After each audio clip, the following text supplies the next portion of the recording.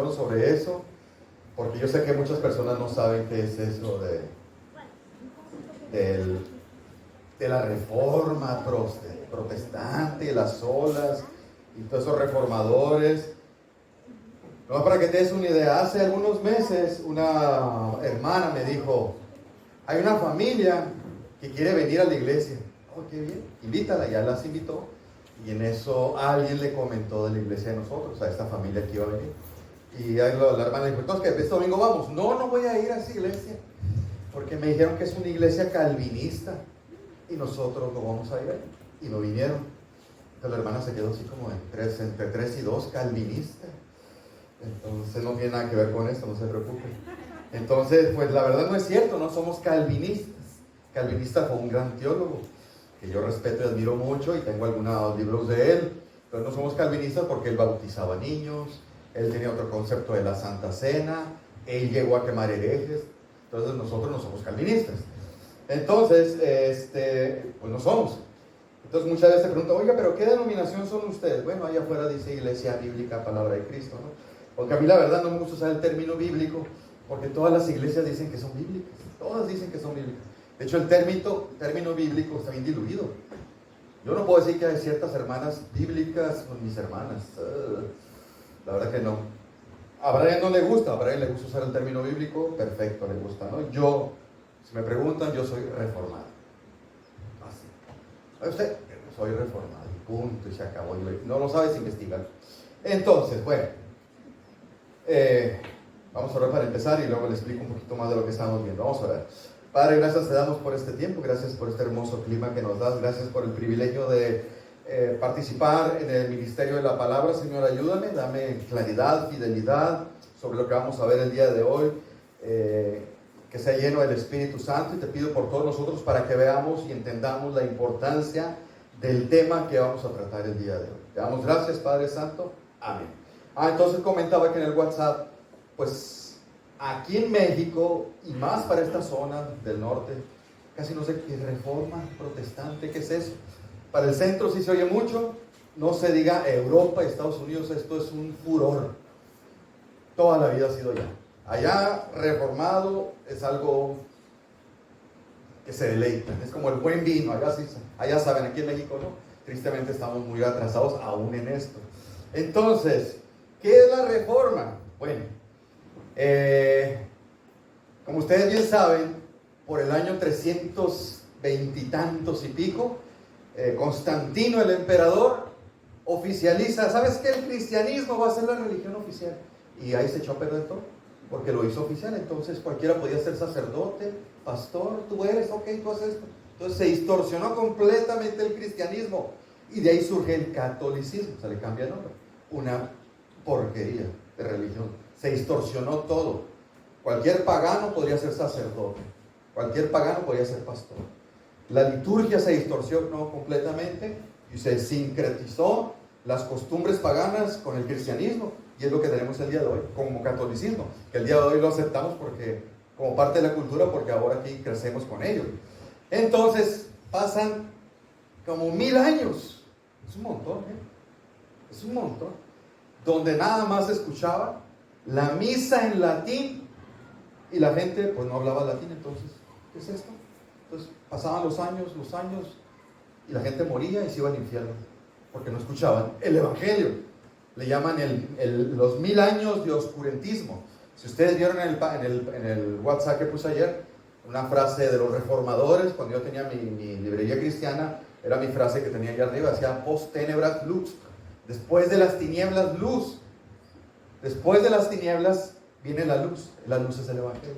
Entonces fue para ahí más o menos en los 1500 que un grupo de personas católicas empezaron a estudiar bien la Biblia y dijeron, espérate, aquí está algo mal, y empezaron a ver todos los errores que había en el catolicismo, y quisieron reformar, no destruir la iglesia católica, reformar, ¿no? Pero hubo muchos reformadores, uno de ellos el más famoso, Martín Lutero, que si tú vas y lo comentas en la iglesia católica les da urticaria, ¿no? Entonces este hombre, que era un gran teólogo, un día, 95 tesis en la catedral de Wittenberg, creo, eran 95 puntos que tenía que cambiar la iglesia católica, era para debatir nada más. Y ahí empieza todo el furor. Entonces el Imperio Romano Católico dice, ey, este monje, ¿qué pasa con él? Entonces lo citan. Y por ahí en 1521 la bula, más bien la dieta de Worms, que es una asamblea, y donde se juntan todo el Sacro Imperio Romano Germánico, o sea, de Alemania, se juntan con él. Son como 5,000 personas y él solito, el monje, ¿no? A ver, papá, todos los libros que escribiste, la mayoría de ellos, retráctate. Las 95 tesis, retráctate aquí delante de todos nosotros. Así empezó la reforma. Así empezó la reforma. Entonces, ese simple monjito contra todo un imperio. Y ahí es donde surgen una serie de reformadores, hombres valientes que dicen, hey, cierto, todo eso está mal, es herejía, es blasfemia, esto es la verdad. Y empiezan a ser perseguidos, quemados vivos por herejes. Entonces, de ahí donde surge la reforma protestante, que es por eso la Iglesia Católica que nos llama hermanos separados, lo cual es mentira, no somos hermanos, si somos separados. Entonces empieza todo esto y a partir de ahí surgen las iglesias con sana doctrina, donde realmente es rescatado el Evangelio. Entonces, cada 31 de octubre se festeja la Reforma Protestante, que es mañana, ¿verdad? Y van a cumplirse como en 1517, como 505 años, algo así, se cumplen ya de la Reforma Protestante.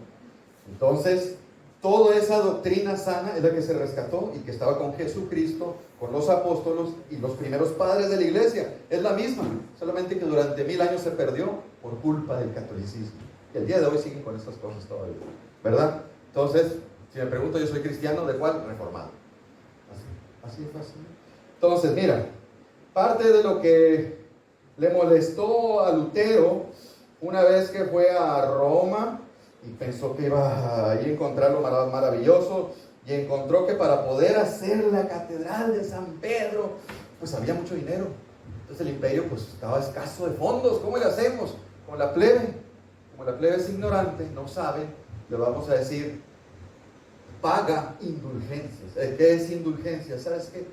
Te voy a dar un papelito firmado por el Imperio Católico Romano, donde tus pecados son perdonados, nomás échale aquí. Y cada vez que tú le eches dinero, se son perdonados tus pecados. ¿Qué es eso? Blasfemia. Eso todavía lo hace la Iglesia Católica, todavía. La Santa Cena, no sé si todavía lo hacen el día de hoy, no participa la gente, nada más toma la hostia, que es el pan, y el vino. ¿Qué no acaso dijo Dios, el Señor Jesús, que participaran de los dos elementos? ¿Por qué le distorsionan así? Aparte del significado que le dan también, ¿no? Bueno, entonces cuando estaban ahí en la asamblea con estos 5,000 católicos y estaba este monje católico a punto de ser ex católico, entonces él les dice, no, espérate, pues dame 24 horas, déjame pensarlo bien. Y se va 24 horas y dice, ¿qué hago? ¿Me arrepiento de lo que escribí? ¿Sí o no? ¿Me arrepiento? ¿Sí o no? Y contestó, yo no. Acuérdate que ahí tú te le enfrentabas al Papa y era de muerte te daban ahí, ¿no?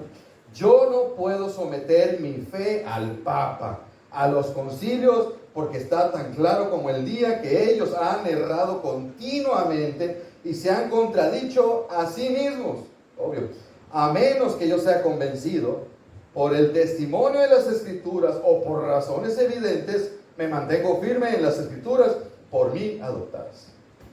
Y de ahí surge todo. Famosísima esa frase de Lutero, ¿no? Y es verdad, al día de hoy, todavía siguen con un montón de blasfemias y herejías, y la gente va como si nada cada domingo creyéndolas, ¿verdad? Bueno, a lo que voy. Miguel Núñez escribió un libro sobre esto. Él dice, lo puse también aquí en el WhatsApp, sin el movimiento de la Reforma Protestante, fíjate lo que voy a decir, y no es blasfemia, no seríamos salvos. ¿Quién levanta la ceja? Sin el movimiento de la Reforma Protestante no seríamos salvos nosotros. ¿Ves la importancia de la Reforma Protestante? ¿Por qué? ¿La Reforma Protestante salva? No, rescató el Evangelio verdadero y por eso fuimos salvos. ¿Entiendes la importancia ahora? Porque es festejarla. Ni siquiera la festejan normalmente aquí en esta zona. Tú hablas de cualquier cristiano, no, soy reformado. ¿Qué es esto? Increíble. Es tan triste. La Reforma Protestante rescató el Evangelio bíblico y aún hoy, después de 500 años, se sigue festejando. La iglesia evangélica todavía debe reformarse. Nosotros debemos reformarnos. Así que la reforma, digamos que se resume en 5 puntos muy importantes, podemos decirlo. Es todo el evangelio. Obviamente eso se maneja ya, lo manejan en latín, ¿no? Y tú dices, ¿qué es eso? Cuando oigas tú, la doctrina de las 5 solas, ¿qué es eso? Esto, la esencia de la reforma. ¿Qué significa? Solamente por la escritura te puedes salvar. Solamente por la fe te puedes salvar. Solamente por gracia te salvas. Y solamente por Cristo me salvo. Y solamente a Dios la gloria. Ahí se resume todo. Eso es lo que rescató y que la Iglesia Católica lo había desechado. En teoría lo proclama, pero es mentira. Entonces, como son, los sermones no pueden ser de 5 puntos. Los que son puristas saben que no puedes hacer un sermón de 5 puntos. Eso está mal, ahí me reprobarían en un seminario.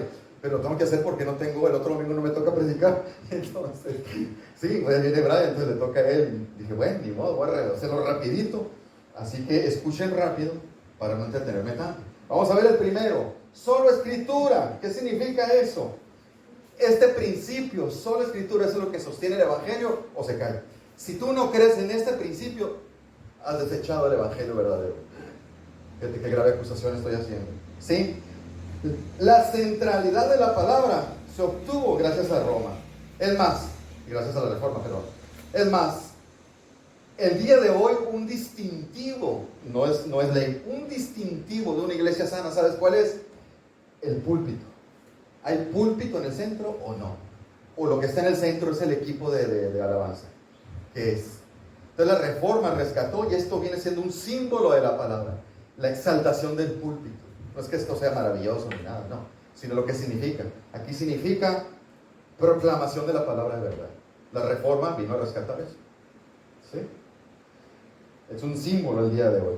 Es más, la Iglesia Católica tenía y tiene una serie de dogmas, tradiciones y personas por encima de la palabra. ¿Escuchaste?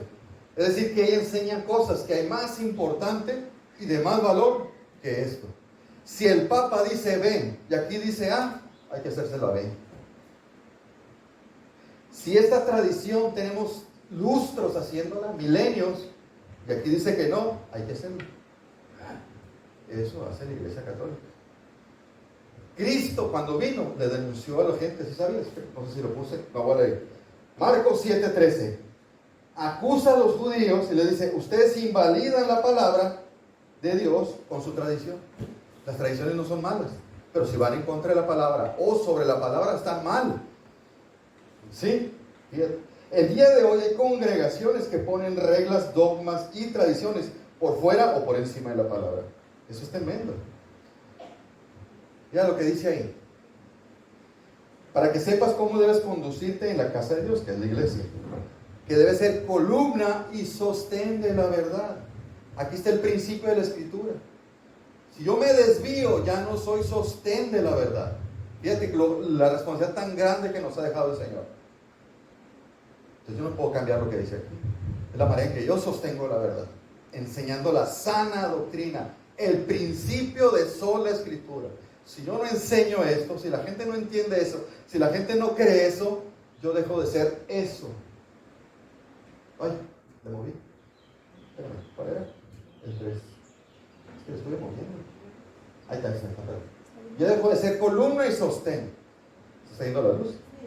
Ok, no se preocupe. Satanás está bien molesto que estoy enseñando. No, en serio, no se preocupe, no tenga miedo. Es para distraernos, no hagan caso.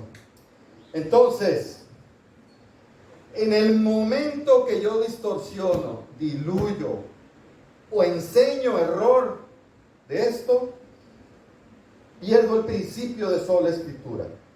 Y siempre ha existido el error de la interpretación, ya sea intencional o por ignorancia, como veíamos en la mañana. Ahí la Edad Media, que era cuando estaba en su apogeo, la Iglesia Católica, ellas tenían un principio de 4 pasos incorrectos para interpretarlo. Ni uno bíblico. Obviamente el más notorio era el alegórico, o sacar un principio moral.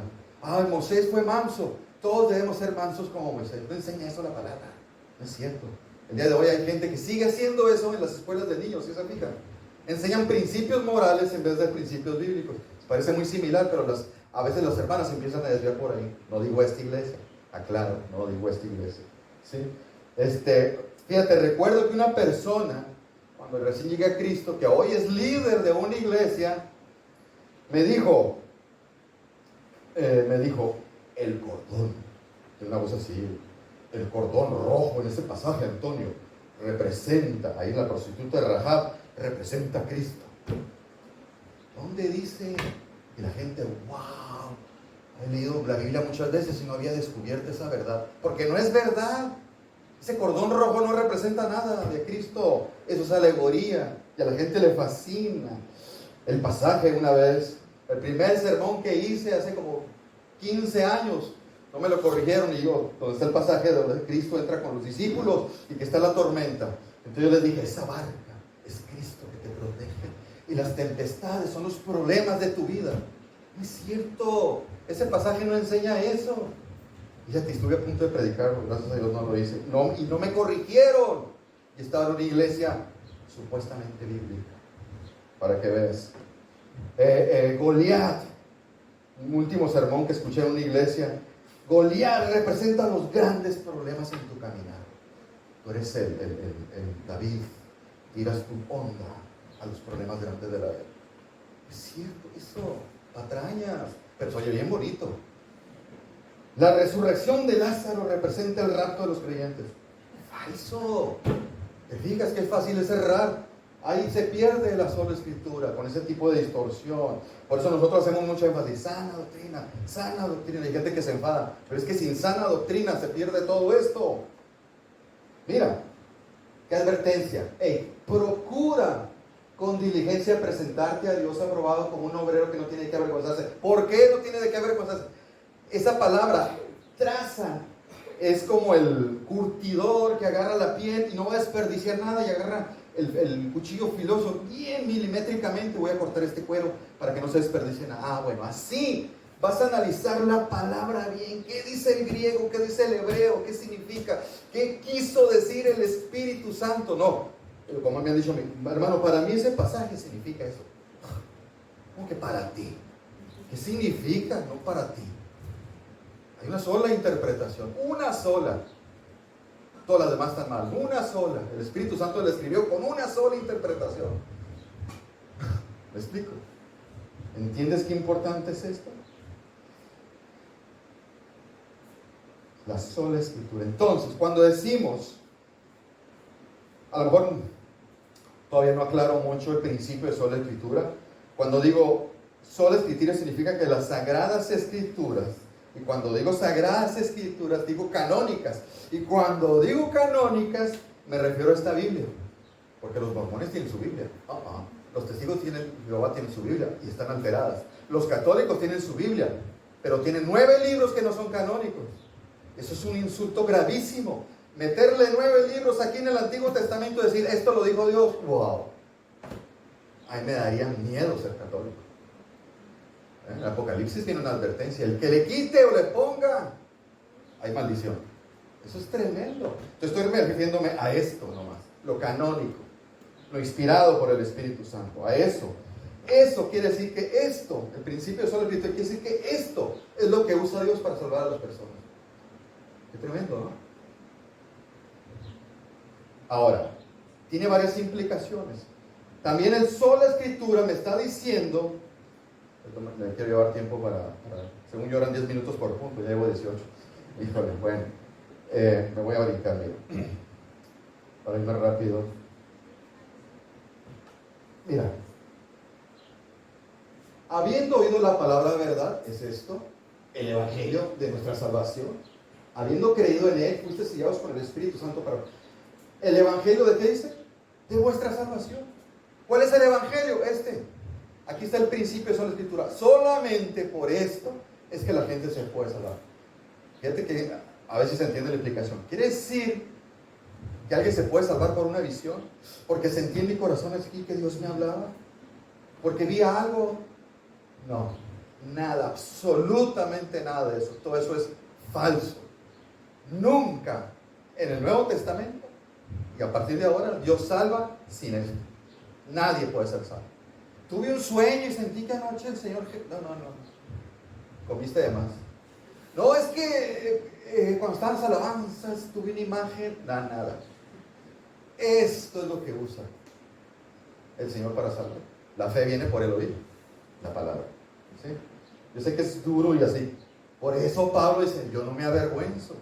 ¿De qué no se avergüenza? Del Evangelio. ¿Por qué? Porque es lo que usa Dios como poder para salvar. El Evangelio. El Evangelio. ¿Sí? El día de hoy tenemos crisis en los púlpitos, tenemos pocos predicadores de a de veras. La verdad que hay gente, yo no soy orador, soy un pésimo orador. No tengo elocuencia, no tengo un buen lenguaje. Entonces hay personas muchísimo mejor que Brian y yo, que son excelentes oradores, pero no son predicadores de la palabra. Y la gente se va con ellos, porque se dejan llevar por la personalidad de la palabra. Es como Pablo lo menospreciaban porque no tenía personalidad, chaparrito, calvo. No tenía buena facilidad de palabra, pero era uno de los mejores predicadores de ese tiempo. ¿Sí? Tenemos oradores que impresionan con su oratoria y facilidad de palabra y manejo del púlpito. Aquí hemos tenido personas así. Yo he visto como algunos, en vez de la predicación de la palabra bíblica. Tenemos personas poco preparadas en los púlpitos en las iglesias de hoy. Ahora suben a cualquier persona dice a predicar y no predican. Tenemos personas que hablan con lenguaje bíblico pero no la verdad. ¿Sí se entiende? Tenemos personas que hablan de la verdad pero sin aplicarla al corazón. Porque es donde la gente se molesta. Mejor no la aplico. Nada más le enseño por encimita y quedo bien con todos. ¿Sí? Dice Martin Lloyd Jones, un teólogo buenísimo. Dice, sin lugar a dudas, todos los problemas de las iglesias el día de hoy, fíjate lo que está diciendo, y todos los problemas del mundo, fíjate, ¿a qué crees que se deben? A una desviación de la autoridad de la palabra. ¿Viste lo que dije? Es un hombre muy sabio ese Martin Lloyd Jones, creo que acaba de morir. Mira, entonces, el principio de la palabra, el principio de la escritura, lo único que te dice es que solamente por las escrituras la persona puede ser salvada. Solamente por las escrituras el corazón de una persona puede ser cambiado. ¿Viste lo que dije? No psicólogos, no psiquiatras, no medicamentos, no terapias, no centros de rehabilitación. Todo eso es falso. Eso no cambia el corazón de ninguna persona. Eso es falso. Lo único que puede cambiar el corazón de la persona es esto. Y entra en el principio de solo escritura. ¿Sí? Solo por la escritura se puede conocer a Dios. Nadie puede conocer a Dios sin esto. Nadie. ¿Sí? Ok, pasamos al 2. Y están ligados. Solo, el otro principio, solo fe. ¿Qué significa esto? Que solamente por la fe la gente se puede salvar. Y fíjate, te voy a decir 5 pasajes que están bien claros y la gente no entiende. No digo que todos. Romanos 3:22 dice, la justicia de Dios por medio de la fe en Jesucristo para todos los que creen en Él. ¿Se entendió? La justicia de Dios viene siendo la salvación por medio de la fe en Cristo para todos los que creen en Él. Habla de salvación. Romanos 3:28. Concluimos pues que el hombre es justificado por fe sin obras. ¿Está claro? Guárdatelos, trate de guardar. Romanos 3:30. Porque Dios es uno y Él justificará por la fe a los de la circuncisión. Romanos 4:6. Por tanto, es por fe, para que sea por gracia. Bueno, si escuchaste los versículos, todos dicen que eres salvo por fe. Justificado es lo mismo, eres salvo por fe. ¿Y qué sigue pasando el día de hoy? Bueno, muchas personas que no son creyentes, muchos cristianos, tristemente, intelectualmente entienden esos versículos que dije, pero en la práctica no lo hacen así. ¿Qué quiero decir con eso? Mira, el otro día una persona me dice, oí que le dijo a otro creyente que esa persona tenía fe de que Dios lo iba a sanar. Yo estoy seguro que Dios me va a sanar, le dijo. Esa fe no es bíblica. Esa fe no es bíblica. No hay ninguna promesa de eso en las escrituras. Eso es mentira. ¿Sí? Un familiar mío me dijo que me quiere mucho. Tú ten fe y todo va a salir bien. Eso es igual que la fe del mundo. Eso no viene aquí. Estamos rodeados de iglesias carismáticas que enseñan que si tú tienes la suficiente fe, Dios te podrá sanar, Dios te va a bendecir o te va a dar todo lo que tú le pediste. Eso es falso. De modo que si alguien no consigue trabajo, es porque le falta fe. Si alguien no sana, es porque le falta fe. Si alguien no tiene éxito en la vida, es que su fe es muy miserable. Todo eso es falso. Todo eso es antibíblico. Es más, son blasfemias. Son ignorancias, porque eso no enseña la palabra de Dios. Y en el fondo, muchos cristianos lo creen, lo tienen bien arraigado. Y esa fe no es verdadera. Esa fe no glorifica a Dios, te lo pongo fácil. Si tú crees eso, no glorifica a Dios esa fe. ¿Sí? Mira, la enseñanza típica en la práctica, no en la teoría. Las iglesias, ¿qué hacen? La gracia de Dios más mi fe es lo que me salva, más las obras que yo haga. Esa ecuación es falsa. La gracia de Dios se ve bonito, más mi fe, más las obras que yo haga, esa es la ecuación y soy un salvo. Falso. Y eso lo enseñan casi el 90 y tantos % de las iglesias de nuestro alrededor. En la práctica estoy diciendo, en teoría tú vas con ellos y dices, no es cierto. ¿Sí? Es falsa, y si es falsa es inútil. Es decir, que si alguien cree eso, no va a ser salvo. ¿Entendiste lo que dije? Qué grave es. Por eso es tan importante entender esto. Martín Lutero, siendo un monje, se hizo maestro de teología en un seminario y estaba dando clases, y su trauma era que él odiaba a Dios. Él odiaba a Jesucristo, porque decía, ¿cómo podemos amar a Dios que es tan duro, que no va a poder perdonar los pecados? Decía él. Pero él no entendía cómo es que la gente se salvaba. Entonces él duraba 3 horas seguidas confesando con un monje sus pecados, y en eso salía y se acordaba, ay, me faltó este pecado, y se regresaba y otra vez, todos los días así. Entonces no tenía gozo, no entendía cómo podía ser justificado. Un Dios santo contra alguien pecador, ¿cómo puede ser justificado? Y un día, dando la clase de teología, fíjate, después de tantos años, dando la clase de teología, se mete a profundizar en Romanos, específicamente Romanos 1:17, que no sé si lo puse. ¿Dónde está? Aquí está. Aquí está. Romanos 1:17. Ay, no lo había entendido hasta que se puso a enseñarlo. Porque el evangelio de justicia de Dios se revela por fe y para fe. Como está escrito, el justo por la fe vivirá. No sé si se entiende.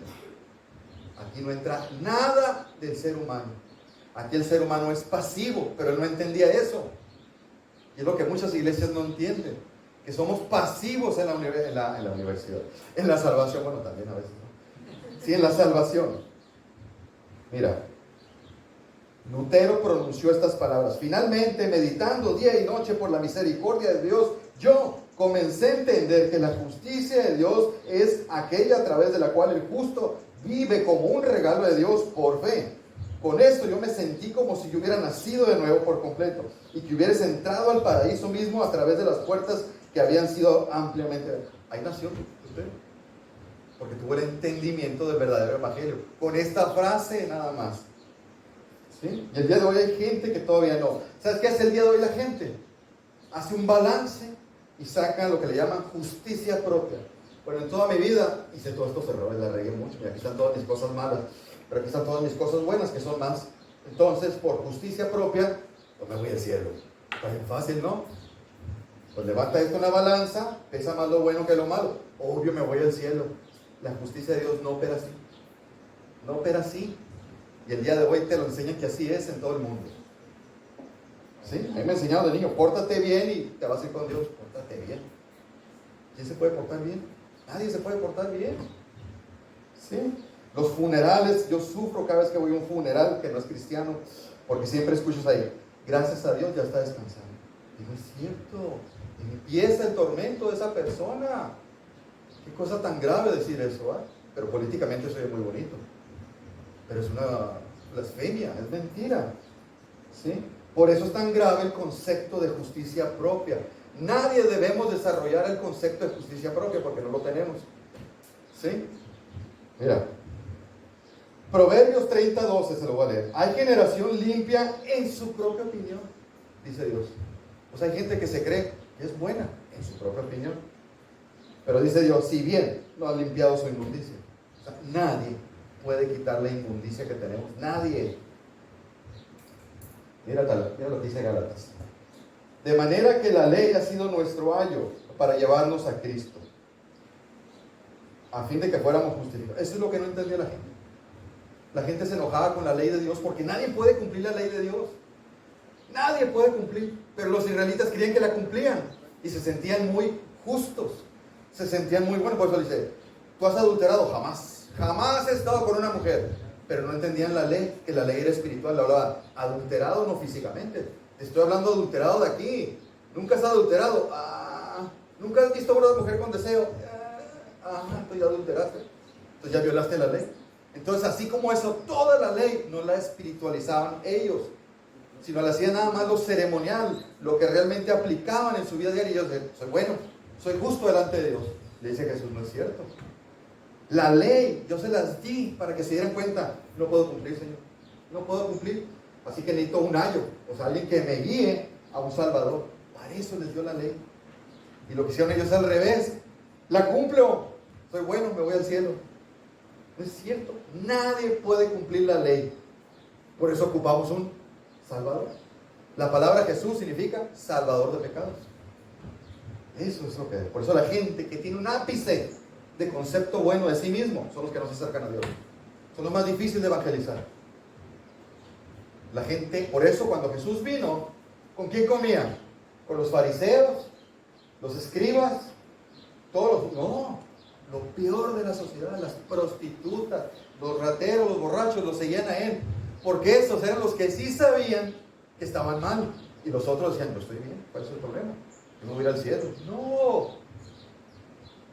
El buen concepto, la justicia propia personal es gravísima. Es lo que te aleja de Dios. Ahorita voy a poner un pasaje de eso, pero lo traigo ahorita lo veo. Romanos 3:20. Estamos viendo que eres salvo por fe y no por obras, ¿no? Romanos 3:20, está bien claro. Ya que por las obras de la ley, ¿qué dice? Ningún ser humano será justificado. ¿Qué quiere decir? Nadie se va a salvar por obras. Nadie se puede salvar por obras. Solo por fe. ¿Sí? Mira, voy más rápido otra vez. Bueno, ahorita hago énfasis en esto de la fe, porque también hay que entender a qué fe se refiere, ¿no? Entonces vamos al siguiente punto. Solo gracia. Esta doctrina o este principio lo que indica es que la salvación es solamente por gracia. Muchas personas no entienden qué significa gracia.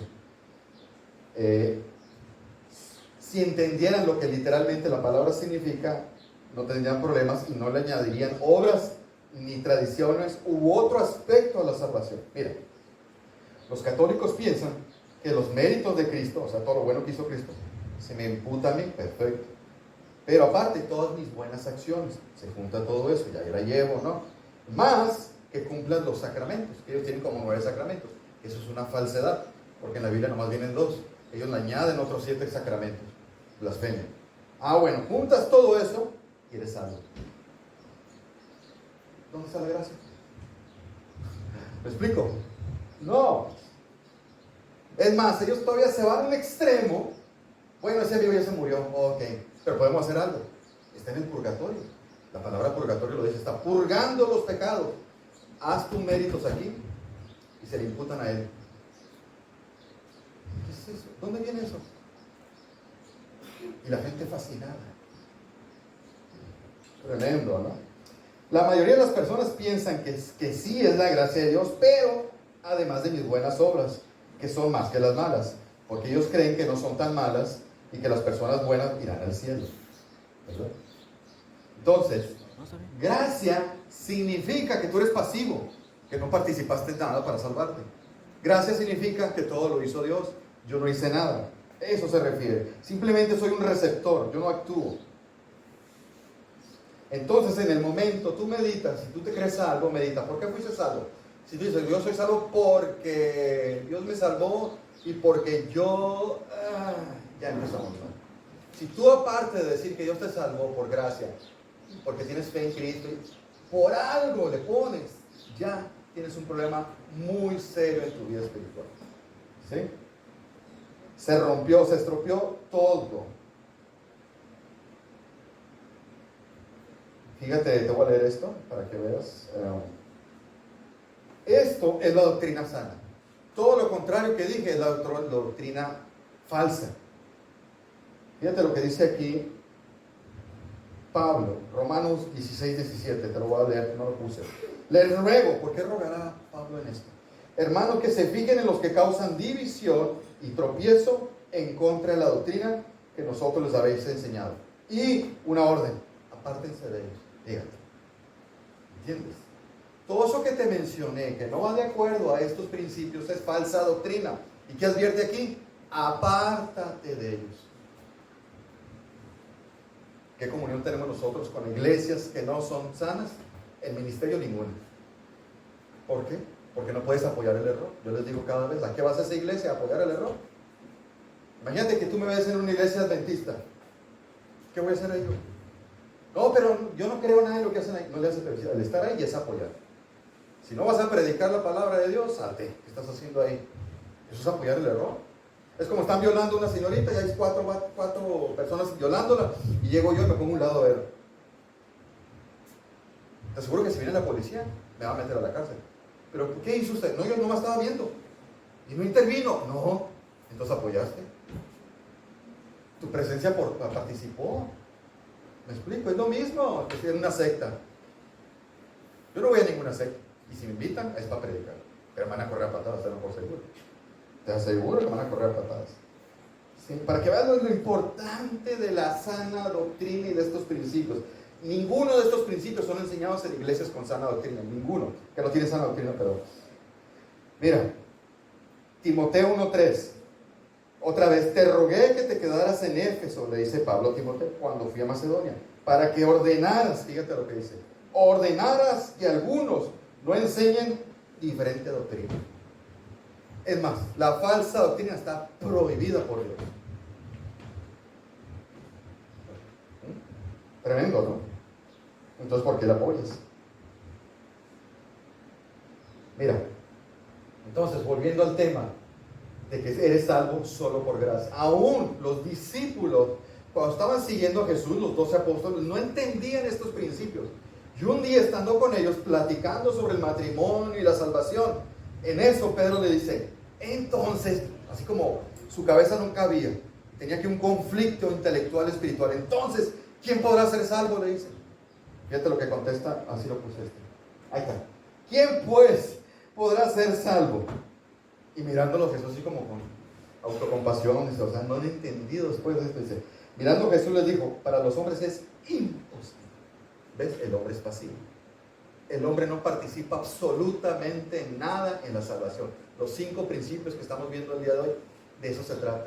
El hombre es pasivo. No hace nada, todo lo hace Dios. Por eso la sana doctrina, la doctrina reformada, es la que más exalta y glorifica a Dios, pero a la vez es la más odiada por las personas. Porque el hombre quiere, hey, ponme un mérito, oye, yo busqué a Cristo, yo tuve fe, hey, esos detallitos a lo mejor te invalidan tu salvación, tu supuesta salvación, el tener ese pensamiento. Fíjate qué tremendo lo que estoy diciendo, ¿sí? Para los hombres imposible. La más común de todos, se lo saben de memoria. ¿Por qué dice? Por tus obras, porque tú tuviste fe, porque eres buena. No, por gracia, gracia, eres salvo. Y fíjate lo que dice, no sé si has entendido ese pasaje, fíjate lo que dice. ¿Y cómo fuiste salvo? Por gracia. ¿Pero cómo? Por medio. Alguien te dio un medio para salvarte, que es la fe. Pero dice, esa no de ustedes, yo se las di. O sea, ni siquiera la fe yo la engendré, me la dio Dios.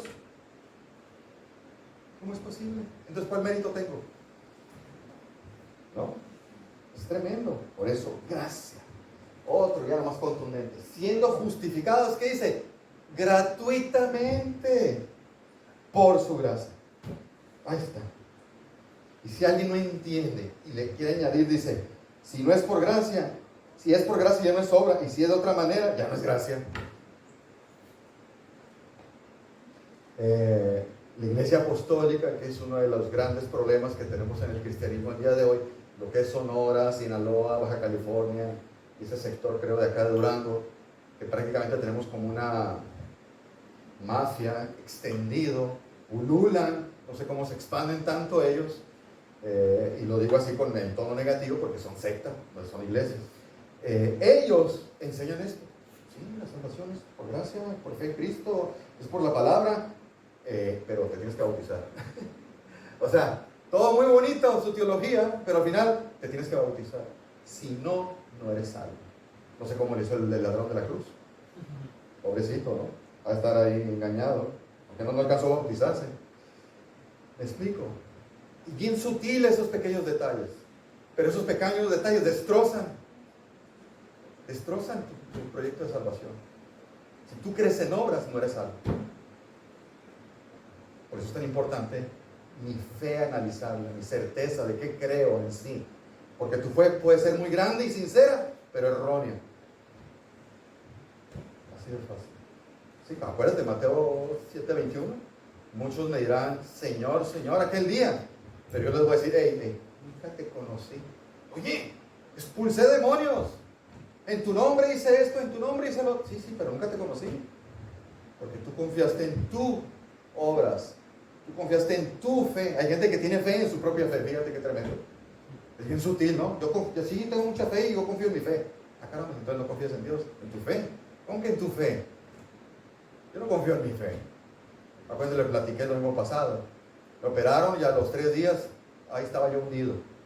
Ahí cayó el señorito en depresión, con 3 días de que el Señor me afligió. ¿Dónde estaba mi fe? Ándale. Parecía Job yo. Empecé muy bien y después ya ves cómo andaba una llorona, pues igualito, como andaba yo. Muy bien. Penúltima. Ahí vamos, ¿no? Penúltima, no te desesperes. ¿Qué quiere decir esto? Solo por Cristo te puedo salvar. Solo Cristo, dice. Mira, el Evangelio, ¿verdad? Por eso, mira, a Cristo, ¿sabes por qué lo mataron? Por esto. Por predicar el Evangelio verdadero. ¿Sabes por qué mataron a los apóstoles? ¿Por qué mataron a Esteban, el primer mártir? Por predicar el Evangelio verdadero. ¿Sabes por qué quemaron vivos a todos los reformadores? ¿Sí? Y los tormentaban tremendamente. A Pablo lo torturaron por el Evangelio verdadero. El Evangelio verdadero es odioso. ¿Sabes por qué odian a los predicadores como yo? Ya sé que soy sangrón. Porque predico el Evangelio verdadero. Nos odian a nosotros. Nos odian. Hace años Brian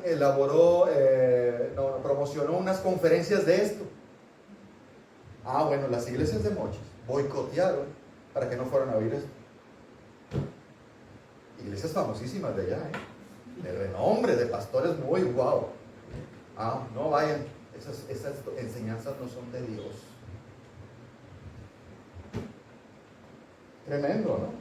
Mira, las personas en realidad no quieren oír la verdad, quieren que le rasquen los oídos. Dame 3 puntos para salir adelante. 4 puntos para obtener el éxito en la vida. Dame 3 puntos para que mi matrimonio vaya caminando. Eso es lo que quiere oír la gente. ¿Cómo salir de la adicción? No, pero esto no lo quieren oír. Mira, que me estoy brincando para no hacerlo tan largo. El punto, como te dije, Dios dio la ley y todavía existe la ley espiritual que cumplir. La ley moral de Dios tenemos que cumplirla como tal.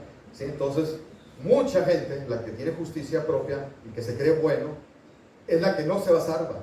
No va a ser salva, aunque esté en la iglesia y sea miembro, ¿no? El punto es decir, llegar a un punto en tu existencia y decir, yo no puedo.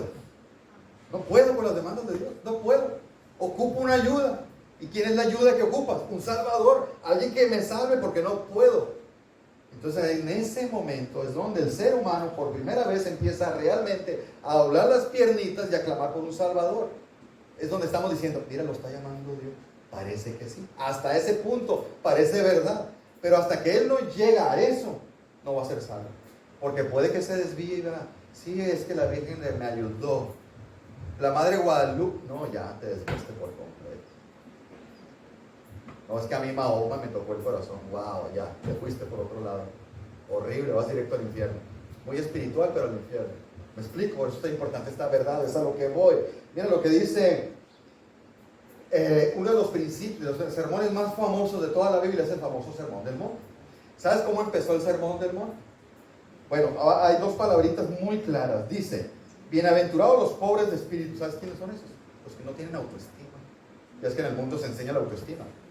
Yo predicaba eso, autoestima, autoimagen, elévala. No, aquellos que no tienen nada de autoestima, nada de autoimagen, que tienen un concepto bajísimo de sí mismos, esos son los pobres de espíritu. Esos que dicen, yo no tengo nada bueno aquí, quiero ofrecerle a Dios. Esos son los que verdaderamente Dios los está tocando. Esos son los únicos. ¿Y qué hace con esas personas? Dice la siguiente bienaventuranza. Bienaventurados los que lloran. ¿Por qué lloran estas personas? Porque se dan cuenta que no tienen nada bueno en ellos. Están sumamente amolados. Esos que vienen totalmente derrumbados de rodillas, clamando. Esos son los que se van a salvar. Pero aquel que dice, sí, yo la regué, estoy mal, pero el vecino, ese sí está amolado, yo soy buen padre, mira, saca adelante a mis hijos. Saqué adelante a tus hijos, tú los sacaste. No, ve mi esposa, tu esposa, ¿estás seguro que tú fuiste? Te fijas, justificación propia, méritos propios. Aquel que llega quebrado, ese es el que el Señor va a salvar, ese que verdaderamente está salvando. Otra vez te decía que Jesús, pues, la verdad lo que los buscaban eran los más amolados, los pobres de espíritu y los que lloraban, eran lo peorcito de la sociedad. Lo que la sociedad veía como basura, eran los que seguían a Cristo. Pues resulta que en una ocasión estaban comiendo, no sé si lo puse. Ahí está. ¿Se me mueve solo o tú lo mueves? Es que yo no le aplasté. Y cada vez que volteo ya está el versículo. Dice, al oír esto, Jesús oía las conversaciones y digo, los sanos no tienen necesidad de médico. Oye, wow, parece una tontería eso, ¿no? El Señor Jesús parece que descubrió el hilo negro. Los sanos no necesitan médicos. Ya sabemos. ¿Por qué dice eso Jesús? Sino los enfermos. Pues, ay, ya sabemos, Señor, que obvio. Sí, es un principio elemental, pero no estaba hablando de eso. No estaba hablando de las enfermedades físicas. Estaba hablando de los espiritualmente. Esos que se creen buenos, pues no ocupan un médico. Pero aquel que dice, ¿sabes qué? Estoy lleno de poder. Soy malo. No hay nada bueno en mí. Ese es el que lo va a curar el doctor. ¿Y quién es el doctor? El médico de almas. ¿Quién es ese? Jesucristo. Pero ya que va, no, es que la Virgen me ayudó mucho. Wow. Vas directo allá. Así en punta vas. No, es que a mí Buda, cuando me alineó los chakras, fui otro. Hijito, directo vas para allá. Por eso solo Jesús, el evangelio bíblico, por eso lo rechaza y lo odia tanta gente. Porque es el que rechaza todas las enseñanzas y nada más reconoce la suya. Solo Cristo. Aquí nadie más entra. Aquí nadie participa. ¿Sí? Por eso lo odian. ¿Sí?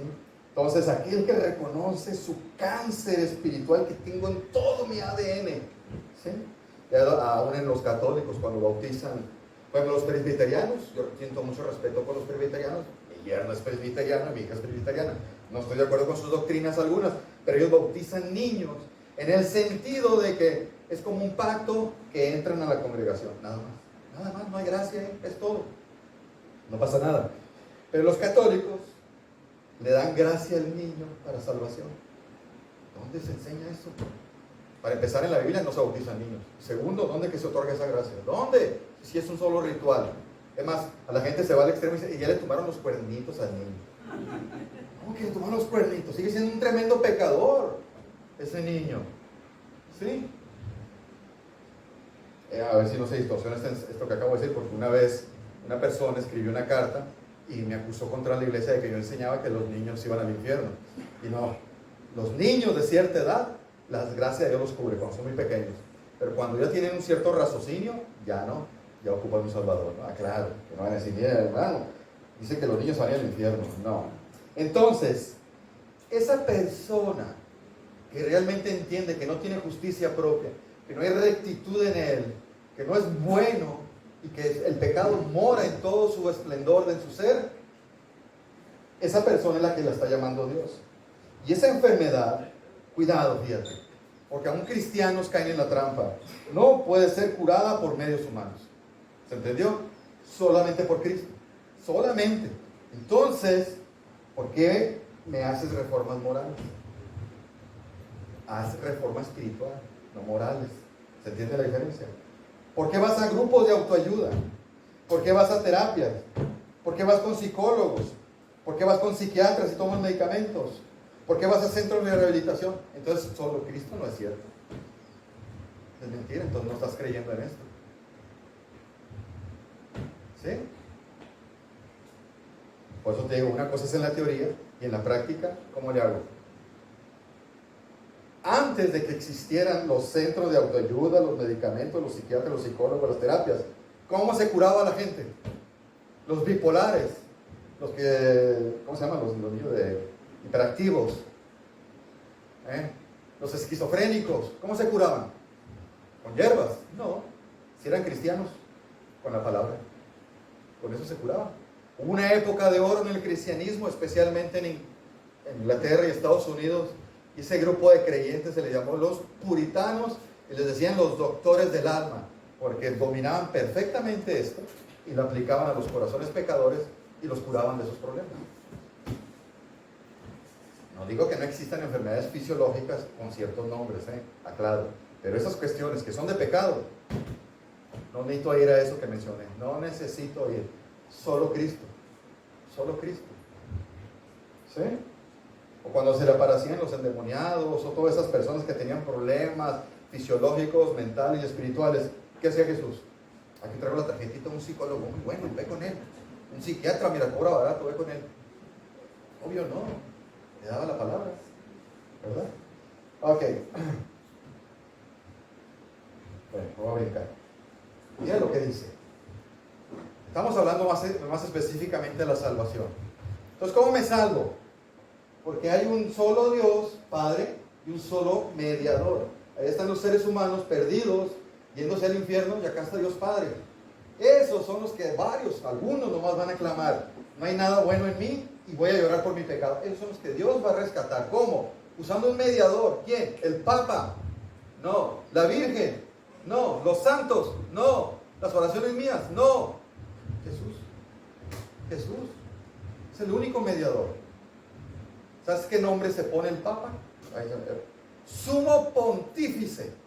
¿Sabes qué significa la palabra sumo pontífice? Hacedor de puentes. ¿Quién es el puente entre Dios y los hombres? Cristo. Ese nombre, sumo pontífice, nada más se le debe dar a Cristo. Y este blasfemo se lo autoproclama. Bésale la mano al Papa. Tremendo, ¿no? Acuérdate, los peores hombres en la Biblia tendrán apariencia de piedad. Apariencia de piedad. Satanás no se te va a presentar de rojo con cuernos y cola. Apariencia de piedad, por eso tenemos que cuidarnos. Dice, ya vamos. Todo aquel que invocar el nombre del Señor será salvo. ¿Y quiénes son los que van a invocar? ¿Quién puede invocar? Aquel que reconoce que está enfermo. Aquel que dice, estoy muerto, no tengo nada que ofrecerle a Dios. Ese es el que invoca. Los que son salvos de aquí. Tú te recordarás el día donde tocaste fondo y clamaste. Donde realmente dijiste, ocupo. ¿No? Cuando fíjate que llegó el quebrantamiento. ¿No? Tan grabada ese momento, alcoholizado, y Dios me muestra algo. Y dije, eso que tienen esas personas. Era Cristo, era todo. ¿Verdad? Ahora, ¿a quién van a invocar? A Dios. ¿Por quién? Por un Salvador. ¿Para qué? Para que los salve, porque ellos no pueden. Están atrapados. Mira qué contundente es Cristo. ¿Qué dijo Jesús? Yo soy el camino. ¿Sí? El camino. Uno nomás. Hay muchos caminos. Dice el mundo. Muchos caminos te llevan a Roma, ¿no? Algo así. Ya lo hice pedazos. Me vi como el Chavo el Ocho. Bueno, el caso es que la idea, ¿no? Dicen que hay muchos caminos para llegar a Roma. No es cierto. Nada más hay uno. Y es Dios, Jesucristo. Es el único camino. ¿Cuál camino? Al Padre. ¿Qué verdad? La absoluta. En el mundo no existe la verdad absoluta. Todo es relativo. Tú puedes creer que cierta persona es bella. A lo mejor Abraham dice, esa mujer es bella. Y yo le digo, pues para mí no es bella. ¿Por qué? Porque su verdad es relativa. Porque la belleza es subjetiva. Pero en las cosas de la salvación, en las cosas de la palabra de Dios, es absoluto Dios. Y lo que Él diga aquí, eso es.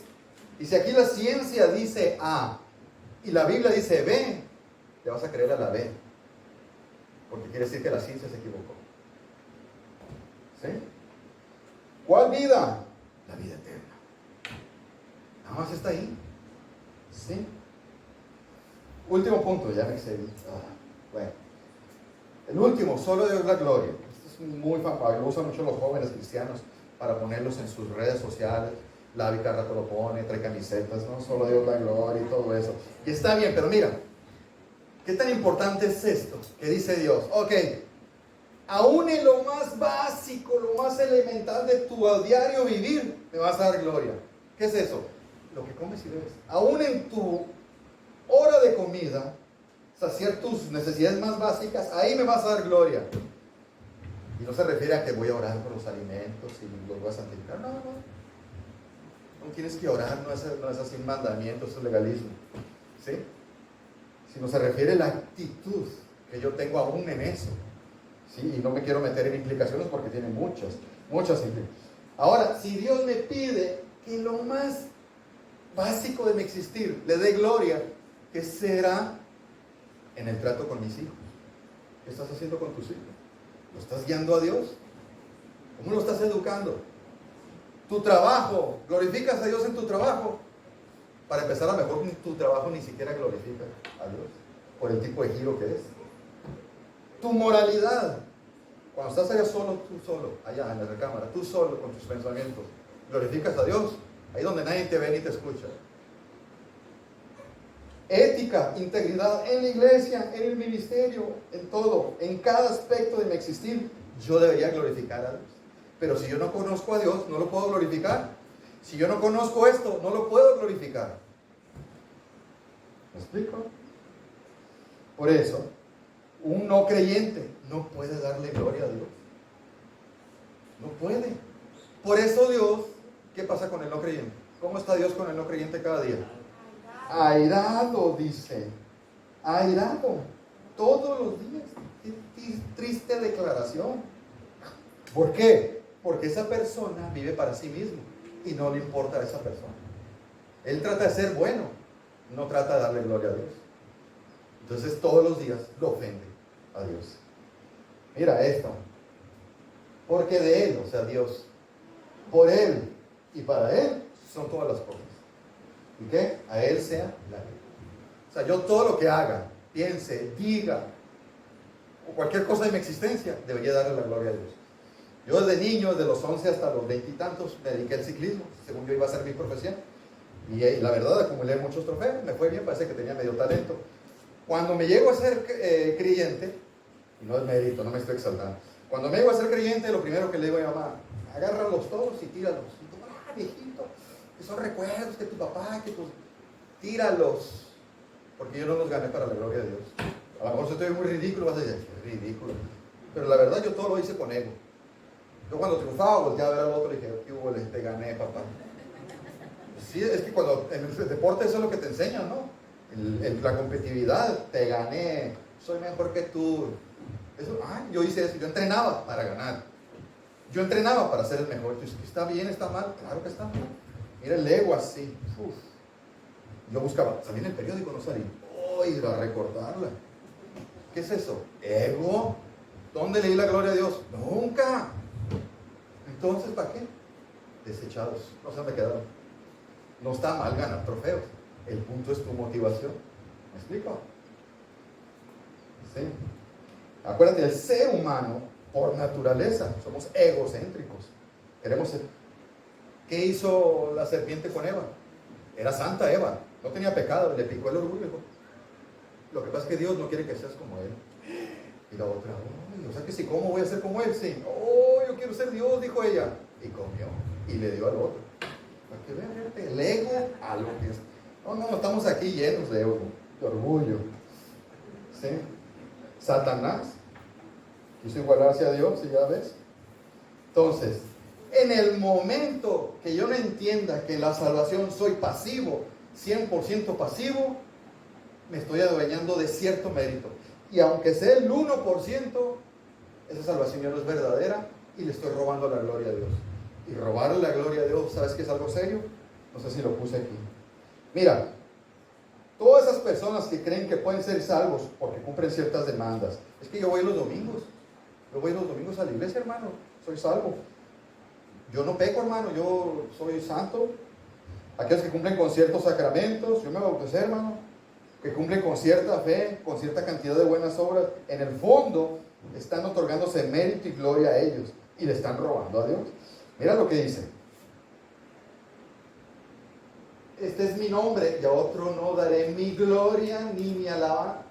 A nadie comparto mi gloria, dice el Señor. Con nadie. Porque toda la gloria es para mí, no para ti. Y una vez lo enseñé, cuando recibí a Cristo, enseñé eso y me contestó un inconverso: qué soberbio es tu Dios. Bueno, visto de esa manera humana, sí. Desde el punto de vista humano, claro. Porque no entiendes quién es Dios. ¿Sí? ¿Te acuerdas un día en el Nuevo Testamento, Herodes, el gran tetrarca, pasó al estrado, ¿no? Sí. Entonces todo el mundo le empezó a hacer la barba y le gritaron: voz de Dios, no de hombre. O sea, tú hablas porque tú eres divino. Y el otro dijo: ah, pues sí, ¿verdad? Pues si soy el mero chicho aquí. Y empezó a dar su discurso creyéndose como un Dios. Entonces, como no le dio gloria a Dios, ¿y sabes qué pasó? Dios manda a un ángel y le dice: dale una enfermedad, una infección, que sea comido por dentro por gusanos. Y murió siendo comido por gusanos, que era a veces una enfermedad infecciosa. Y murió por no darle gloria a Dios. No, para que te des una idea de qué tan en serio toma Dios su concepto de gloria. ¿Sí? Ya para acabar, los últimos versículos. Para entender bien claro que la salvación siempre va a ser gloria de Dios. Mira lo que dice Romanos, ¿sí lo puse? Sí. Sabemos que los que aman a Dios, todas las cosas les ayudan a bien. Estos a los que conforme a su propósito son llamados, porque a los que antes conoció, también, ¿qué dice? Los predestinó. ¿Quién los predestinó? Dios. No dice el ser humano. Predestinó. Para que fueran hechos conforme a la imagen de su Hijo, para que Él sea el primogénito entre muchos hermanos. Y a los que predestinó, también, ¿qué dice? Llamó. ¿Quién los llamó? Dios. El ser humano no hizo nada. Y a los que llamó, también, ¿qué? Justificó. ¿Quién los justificó? Dios. Y a los que justificó, también, ¿qué? Glorificó. ¿Quién? Dios. Todo lo hace Dios. ¿Dónde participó el ser humano? Él se dejó querer nomás. Es todo. Es todo. Entonces, ¿la gloria para quién es? Para Dios. En el momento en que el ser humano, sí, pero yo iba todos los domingos al bar. Yo tenía el ministerio de niños y gracias a mí, el niño fulanito se salvó. ¿Qué pasa contigo? ¿Qué pasa contigo? No tenemos ni un ápice. Mira, todos los llamados de mi nombre, para gloria mía, los he criado, los formé, los he. ¿Algo me quieres alegar? Yo los hice para mí, porque soy Dios, soy el creador. ¿Cuál es el problema? ¿Le va a decir algo la masa al alfarero? O sea, imagínate la masa que le diga al alfarero. Desde ese punto de vista, ¿qué es? Tonto. Pues es lo mismo. El ser humano le va a decir a Dios: hey, ¿le vas a reclamar algo? Hey, acuérdate, yo tengo mérito. Yo ofrendé. ¿Me explico? Entonces, toda la gloria es para Dios. Toda. De la manera que solamente por la Escritura podemos ser salvos. Solamente por la Escritura podemos atender cualquier asunto moral, espiritual o de pecado. Solamente por la fe salvífica, la bíblica, podemos ser salvos. Solamente por gracia somos salvos. No hay obra ni participación alguna. Y solamente por Cristo que podemos ser salvos. Y obvio, al final, la gloria es solamente para Dios. Amén.